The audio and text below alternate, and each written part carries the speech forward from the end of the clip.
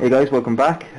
Just to take a quick pause there to see that I actually have time left, because all these my videos are done live at the moment, as I don't have the software to edit, which is a shame, but I'm going to try to get something in order so I can actually edit my videos together. Editing shouldn't be a problem, because I did do a film course for 3 years, so I know my way around with editing suite, but I have a little netbook and it isn't all that good, and this camera is also ancient as well. But again, I'm a bit rustic. I like doing things awkwardly. Moving on again, so we were looking at the suspension, and I was just mentioning some of the little fish issues on the wheels. Again, nothing too major, just something to be aware of. So just when you're lining them up, make sure that they're straight.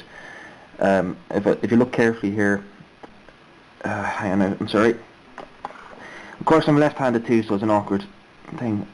If you look at these little mounting pins here, sorry, this is as close as I can get without coming out of focus. They fit loose, and just be aware of that. So just basically pinch the edges of them as you mount them, and that should avoid any trouble there. Okay. This is the whole roof. Nothing too crazy here. Again, some quite crisp detail and some nice rivet head mounts. I don't know how clearly you can see it because the light's kind of reflecting. Just here, and here. Some lovely little rivet detail. There is a few small parts that I'll mount on this, but I'm not going to glue them on until I actually mount the upper hole to the lower hole. Sorry, that when that was shot. Again, I'm still getting used to this, so I might just take a couple of minutes. Okay, I have 3 minutes left of memory, so to keep an eye on that. Now this was an interesting little thing, the cupola, or whatever the hell you want to call it. There's a small little piece, sorry, keep knocking the bloody camera. There's a small little piece here if you look carefully, and it's the limiter for the swing of the hatch.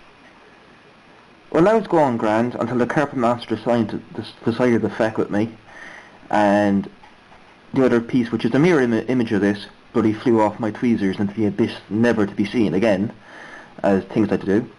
Now normally at this point I go, feck it, and either go on without it, or bin the blood, not bin it, but kind of lose steam because I get disheartened.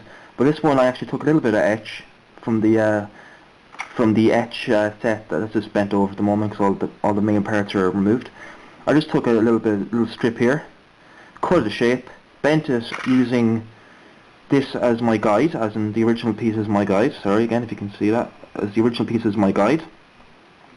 Took one of the drill bits from my micro drills and bent it the shape, and I was left with this little gem here. It's a bit skinnier or a bit thinner than the original piece, but again it's kind of masked under the hatch, and I kind of want this to be as good a build as I can make it without going crazy on aftermarket parts.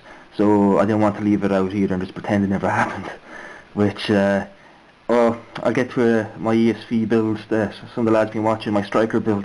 A part went missing. I haven't a clue how it went missing. It's not a big thing, but it's annoying. So a small tiny little piece of plastic that sits on top of the gun mount, and I suppose I haven't brought it up, no one will ever know, but I'll talk about that in a later one. So as it is now, just get everything back, we can see it. So it's a nice, so far my first impression is it's a lovely build. The tracks, if possible, if you can either get your hands on a set of magic tracks. I think Cyber Hobby used to release these on their own. I don't know, I think it was only for Panzer Forest and Trees. I don't know if they do it for the Panzer one, or if you get ones off Hobby Boss or Bronco or something like that. Have a look-see. If you can replace the tracks, by all means you can. They're not impossible. They are not impossible. They're a challenge, but they're not that hard. I'm trying to run out of time now, but I'm just watching my time.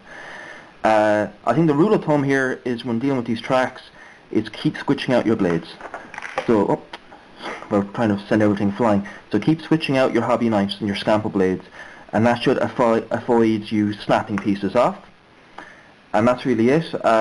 Don't worry, I'll be putting up pictures on my build forum or my build thread on ISM, so you have a proper look at the bits and pieces I was looking at. Thanks for looking, and keep safe, and I'll be talking to you all very soon. Bye bye. Thanks very much.